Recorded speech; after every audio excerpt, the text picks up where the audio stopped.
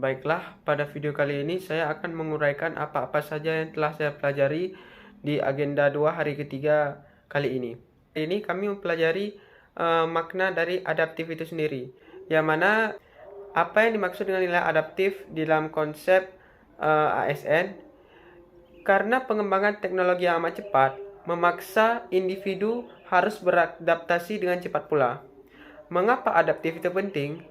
Nilai-nilai adaptif perlu dijalankan karena yang pertama adalah perubahan lingkungan yang strategis, kemudian kompetisi di sektor publik, dan yang ketiga perkembangan teknologi, dan yang keempat tantangan praktek administrasi publik. Kemudian perilaku apa saja yang merupakan salah satu dari penerapan nilai adaptif itu sendiri. Yang pertama, cepat menyesuaikan diri dalam menghadapi perubahan. Yang kedua, terus berinovasi dan mengembangkan kreativitas, dan ketiga, bertindak proaktif. Kemudian bagaimana cara menerapkan adaptif di lingkungan kita pada saat ini? Yang pertama adalah contoh standar yang bisa saya berikan adalah seperti penggunaan alat ukur theodolit, waterpass, dan rambu ukur.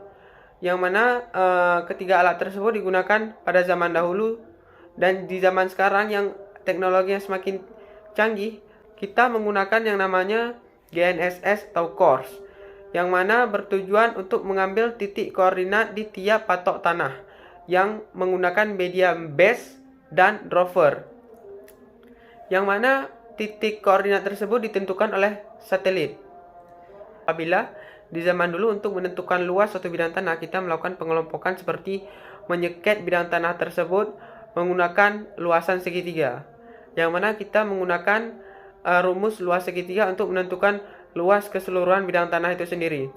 Di zaman sekarang, dengan menggunakan aplikasi yang namanya AutoCAD Map, kita bisa mengetahui luas bidang tanah tersebut hanya dengan melakukan clean, topologi, kemudian mengetik komen di luas, dan mengklik di titik sentroid, maka luas bidang tanah tersebut akan keluar. Kemudian nilai yang saya pelajari berikutnya adalah nilai kolaboratif, yang mana nilai ini merujuk kepada memberi kesempatan pada pihak lain untuk berkontribusi, kemudian terbuka dalam bekerja sama untuk menghasilkan nilai tambah, dan yang ketiga menggerakkan pemanfaatan berbagai sumber daya untuk tujuan bersama. Yang mana bagaimana cara saya menerapkan kolaboratif itu sendiri, yaitu mampu bekerja sama dengan staf atau pegawai lain di kantor untuk menyelesaikan suatu masalah. Bagaimana cara saya untuk menerapkan yang namanya unsur kolaboratif dalam pekerjaan? Yang pertama contohnya adalah ketika melakukan pengukuran, kita ada yang namanya yang melakukan sket, dan yang kedua adalah yang memegang alat.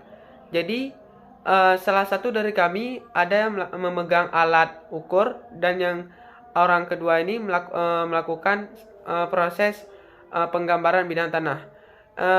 Hal itu sendiri merupakan perwujudan dari konsep kolaboratif itu sendiri, yang mana mampu bekerja sama untuk menyelesaikan suatu masalah. Kemudian contohnya adalah kolaboratif dengan teknologi, di mana ketika kita melakukan scan surat ukur, kita memerlukan yang namanya teknologi scanner, yang mana kita secara tidak langsung telah berkolaborasi dengan teknologi itu sendiri untuk menyelesaikan pekerjaan kantor.